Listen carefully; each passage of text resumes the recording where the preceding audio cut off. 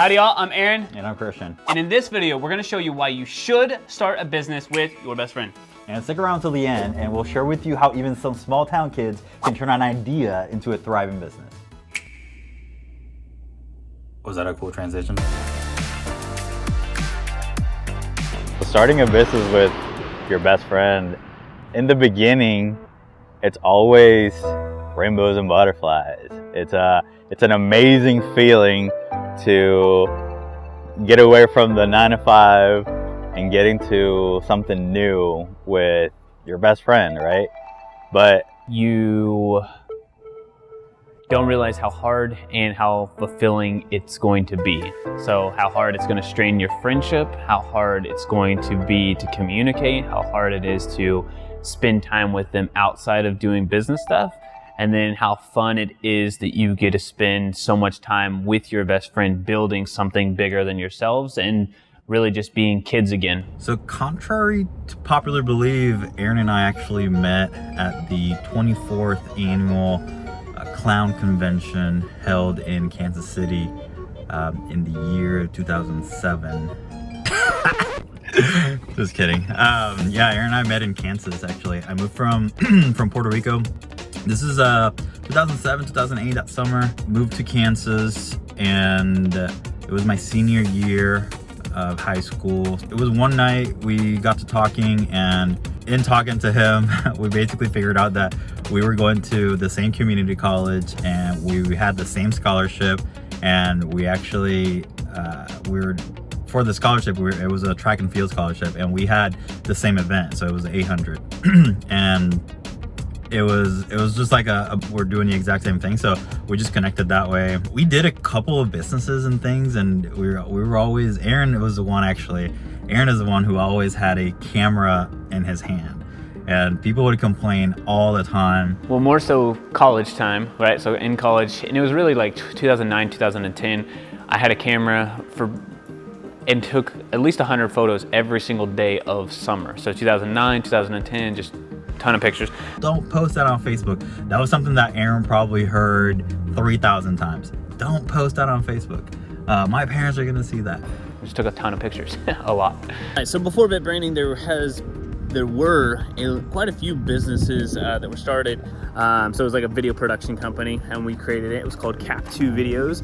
So Christian and Aaron, Pearson, Pignon, like the 2 is the squared part of things. We also did a lawn mowing business called Grass Munchers for a little bit in the summer, and we made a little bit of money on that one actually. So that was actually pretty good. That lawn mowing business, I mean, I think we did it for one summer basically. One of our last summers in Independence, we worked on it together. We did it together while working at Pizza Hut. Hey kids, are you tired of having to eat the whole pizza before you get to the stuffed crust? Yeah! We have created a mega cheesy stuffy pizza. Every bite is full of so much cheese, your taste buds can't handle the sensation. What are taste buds? So get online now and receive 10% off at www. That kind of started that idea, I guess, brewing from the very beginning, right?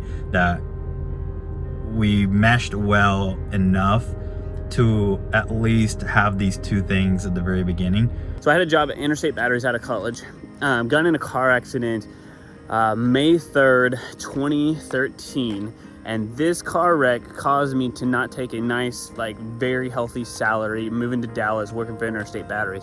And so what it did do is it forced me to take a lesser paying job. It was good. I was a temp position. Because of that temp position, though, I could be let go at any time. And so because of that, and it didn't take a full-time job, I was just let go right before Easter? I think it was right there. Like right before Easter of 2014.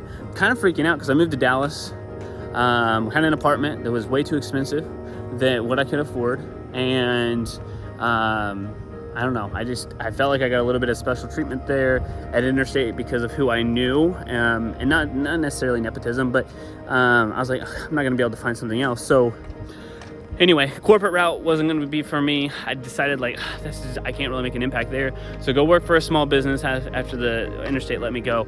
And then working at the small business, I realized very quickly that this is not how I would run a small business, and this is not the way I would want to do things, and this is just not the impact that I want to have. The branding came from like the actual name. So the name came, we were like, okay, well, we're a marketing agency, branding agency, and we wanted to also make sure to mix technology together. So we're like, okay, technology and branding, one word, that's what we do. So we're really like a tech, we want to be a tech company and then use the best forms of technology. We're never going to build or create anything, maybe, but the best forms of technology and then mastering that with marketing and branding together.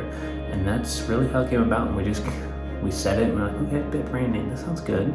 I think in the long run, Aaron and I have complemented each other so well that that's one of the reasons why we're still in business, right? We're the yin and yang. I think if we were too similar to each other, then I don't think this business would have worked at all. There's just so many other elements that go into a business relationship and a friendship, and then so many years. And like the thing for Christian and I is that we've had 10 plus years together. So there's a lot of new things but that we're learning about each other, but then a lot of other things that have just kind of built up over time. And so the challenge had been like going all the way and like actually having like real fights and real hard conversations with not only your friend, but also as a business partner, making major decisions, because our decisions together now affect other people. Probably one of the most memorable like points in the company history was we had a meeting in Rowlett. It was like a Zoom meeting or like Google Meet or something. We had a meeting that morning for a website. Then we drove and I think we had another call or something, but then we had another meeting in Plano and we got both of the deals. So we're like, oh my gosh, we're gonna do this. In that day, we had made the most money we had ever made from signing 2 website deals. And we're like, website marketing, like we got enough. Like we can do this, we can quit our business. But anyway, we went to Mi Cocina here in Allen, Texas. We got some drinks. I think we got some, I'll have to think about it, but the drink anyway. So I just remember that picture and then like us signing contract and us like, just kind of like talking about it and be like, yep, this is it. We're gonna quit our jobs. We're gonna make this happen. And that was basically like, that was kind of like the defining moment of us saying like, okay, 90 days from now, let's quit our jobs. Let's save up as much money as possible and just go all in. I will say that starting a business, getting into entrepreneurship, it's not easy by any means. It's a very tough road, but it's probably one of the best things that can happen to anyone, really.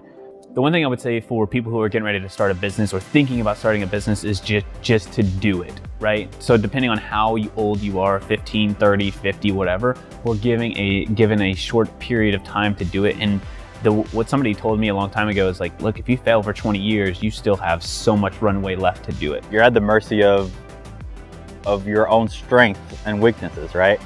You are in charge of your future. And I think that's one of the most liberating things that you can do. So once you find that thing that you are not only good at and you enjoy doing, then double down on what you're doing and then literally just never give up.